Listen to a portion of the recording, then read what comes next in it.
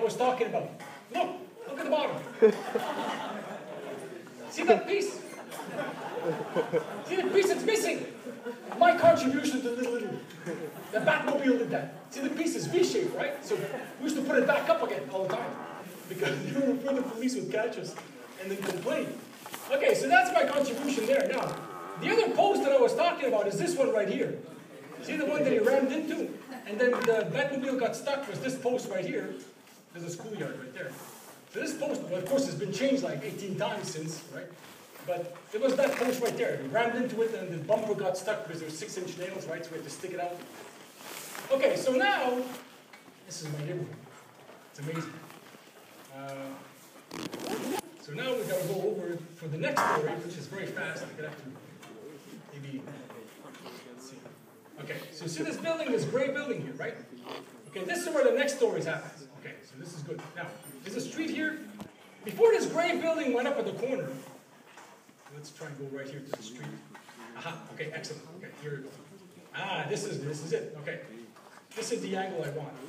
So this street leads you up to Saint Laurent Street. At the bottom, behind here, this building here, which was the Hydro-Québec, was a police station 17, which was the most notorious police station in Montreal 45 years ago. Because this was the Little Italy, and everything happened here, right? This is where all the action was. So you can imagine these guys were always busy.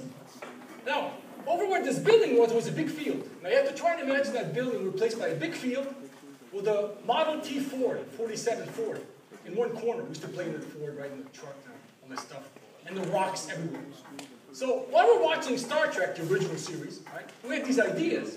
Came from our minds. They're like building spaceships and catapults and all this stuff. And so one day we decided to test the catapult theory. I don't know much time. So the catapult theory was pretty neat, right? The idea was that you would take a stone and take a plank, right? And then put a stone over here, and then ram something down, and then see how high the stone would go. So it was a lot of fun, right? So you varied the size of the stone, the push, right? The force on the plank. You varied all these things, and you estimated the height of the stone. So at one point, the stone will go up, and then it was kind of boring. So we thought, we got to do something different here. It's got to make it more interesting than this, right? So we decided to take a big stone, right? Stone must have been about twice the size of this thing. But it was pretty big. We put it over here, and we thought, now, of course, if we jump on this, it's only going to go high about 10 feet, maybe 50, maybe 20 feet, 30 feet. So there was a piece of telephone pole, like the one I showed you, where the Batmobile ran into, right? It was about 6 feet long. In other words, it's 4 of us, right? And we're like 10, 11 years old. So we're thinking, yeah, we got to lift this thing. It's about 300 pounds, right? So we rolled it over, and the 4 of us lifted it up in the air and put it, sort of angle it, look at it, 10, 15 minutes for sure, and angle it just so that it's going to fall. When it falls, with gravity, it's going to hit over here, right? Like this. And then that's going to shoot the stone up in the air, and we're going to have some fun and see what happens, right? So we did this. So we take this big poles, and then the 4 of us go, Arr! So we push, the thing goes down, the stone goes kaboom, up in the air, and it disappears. so honestly, God, it disappeared. So we thought, geez, we can't see the stone anymore. So now next to this building, of course, there's other buildings, right? So if you look next to this building, there's other buildings behind it, right? So we thought maybe it landed on the roof and we didn't see it. Okay, so our attention span being like 5 seconds when you're 11, right? 5 seconds, you don't see the stone, come back, you do something else. So we move around, we figure the stone landed in the building, and all of a sudden, as we're turned away from the street right here where this blue car is, right? We're turned away from the street where the blue car is, we hear, kapow! Of course, we freeze.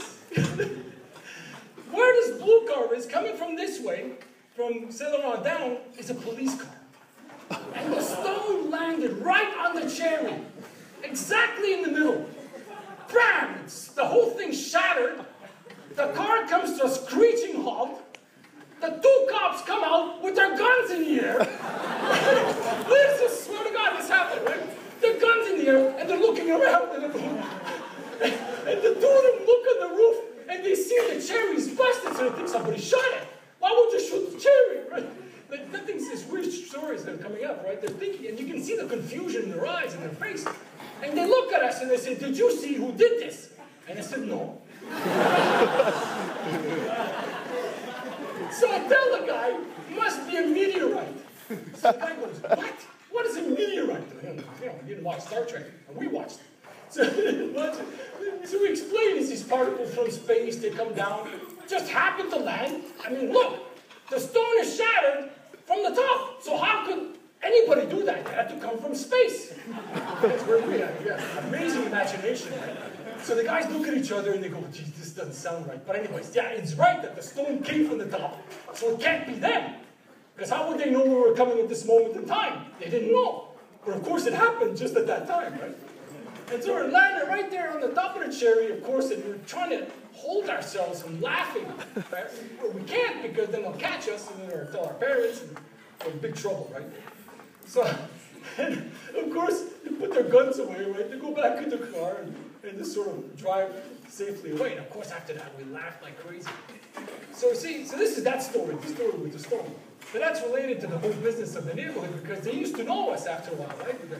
There's the Volkswagen story. I haven't told you yet, right? I haven't told you that one? Okay, that's the next.